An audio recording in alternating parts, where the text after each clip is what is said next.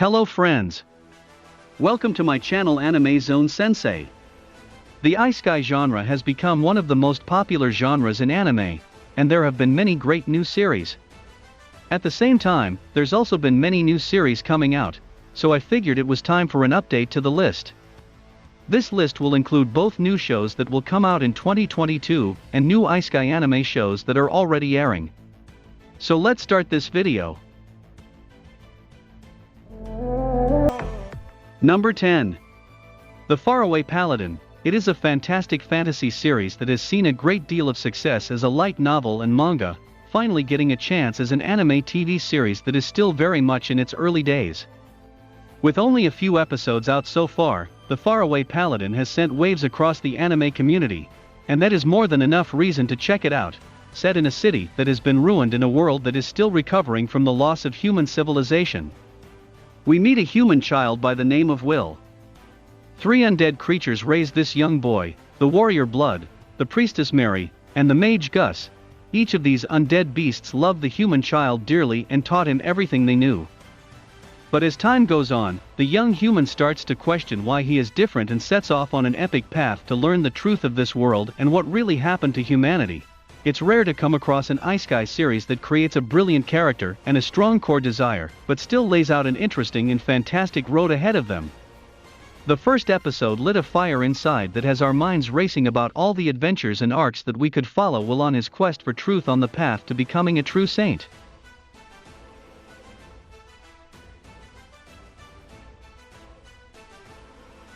Number 9. The Dungeon of Black Company. This series is said to be absolutely awesome, and we really recommend that you check it out. Take a completely different look at the traditional isekai series with an MC that is quite unlike most that you've come across. Kinji Ninomiya is a full-blown NEET that has earned enough money through real estate, and now lives a stay-at-home penthouse lifestyle, and never has to work another day in his life. But the story kicks off with Kinji being transported to a fantasy world and being forced to work for a horrible mining company treated as a slave, and being forced to extract crystals out of a dungeon. Kinji misses his old lifestyle, and is desperate to no longer be a slave and earn and rise up as fast as possible. Looking to get that financial stability by any means necessary, he meets up with an interesting group of adventurers and forms the Black Company.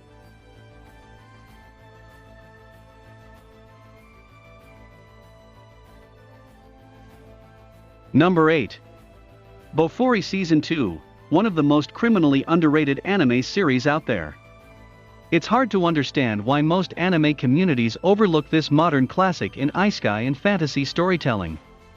Before, we presented some absolutely charming characters alongside its interesting core story with some brilliant arcs that had us hooked from the very first episode. Kid Hanjo was brought in and started playing this brand new VR computer game with her friend. Afraid of taking damage, our MC just maxes out her defense abilities. Because of this, Kid walks insanely slow, and has no magical abilities at all, but her high defense lets her take most hits without taking any damage whatsoever. This led to an absolutely brilliant series in which our hero needs to use some creative thinking to get some crazy accomplishments in the game. Slowly but surely, Kid becomes one of the strongest players around and can't help but get caught up in some awesome adventures. Fun and light-hearted, but with an epic sense of adventure. We cannot wait for Season 2 to hit us. There is still some time to catch up and get involved in the brilliant world of Bofuri.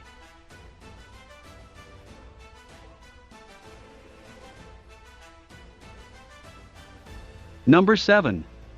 Spirit Chronicles, a fantastic isekai action series whose first season showed us just how powerful and imaginative the source material is.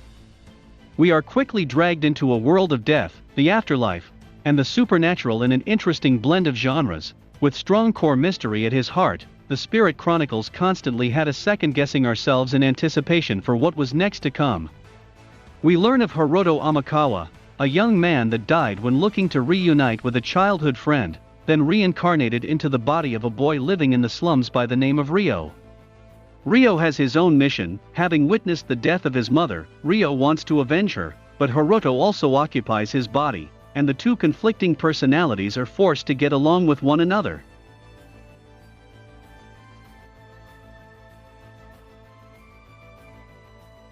Number 6.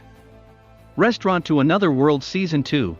This is an anime series quite unlike any other, with a focus on cooking across a fantasy world and some interesting its high traits. That's the way we get fleshed out.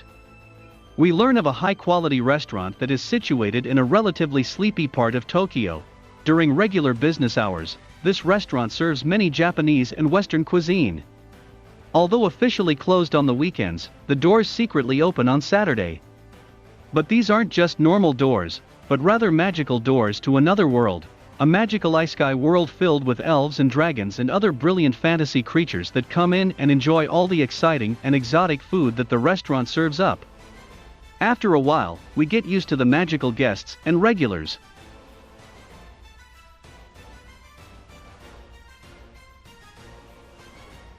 Number 5. In the Land of Leadale, the anime will most likely borrow heavily from the light novel, and will start following Kana on life support after a horrible accident. Our hero is paralyzed, and she can't leave her bed, forced to spend her life out living in an ultra-realistic virtual reality game that is set in the land of the Elite Dale. One day Kana realizes that she is no longer just playing a video game, but is transported and living in it, getting a second chance at life and living it out as an elf. It's a lot more easygoing and relaxed than most fantasy isekai. There are no real demon lords and world-changing events.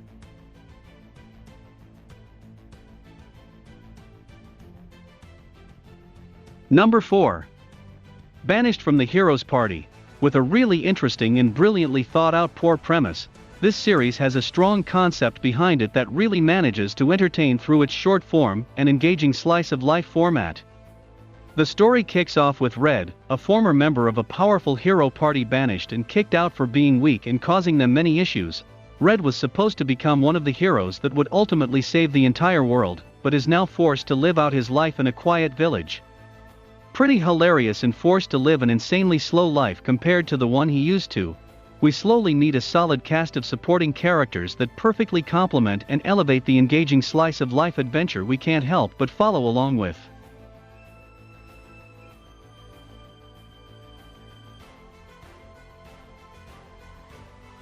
Number 3. The world's finest assassin gets reincarnated in another world as an aristocrat. It is an absolutely brilliant series that had us hyped for the longest while.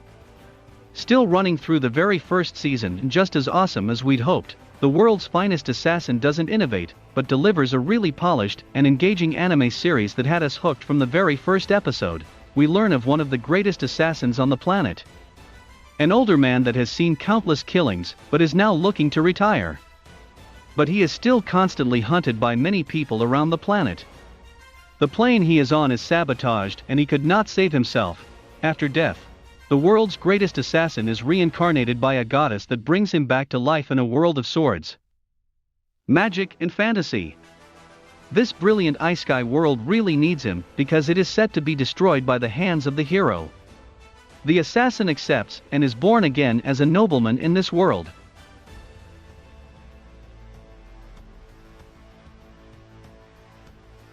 Number 2. How a realist hero rebuilt the kingdom. Think back to the number of times you've been checking out an anime series or even just watching a movie shouting at the MC. Why would he do that? It doesn't make any sense. I do a way better job. This is a series that really looks to address those questions head-on, in one of the most awesome and brilliant OPMCs you will ever come across. Kazuya Soma is summoned and transported to a magical. It's a kind world to deal with the serious threat of the Demon Lord, but instead of adventuring off in this isekai realm and looking to battle the Demon Lord, he finds himself made king and looks to make huge changes across the kingdom to make the standard of living better for the poor and the middle class. Our heroes soon dragged into political battle within the castle walls in one of the most interesting and captivating anime series that we have seen in a long time, truly original and unlike anything you've ever come across. Do yourself a favor and check this out.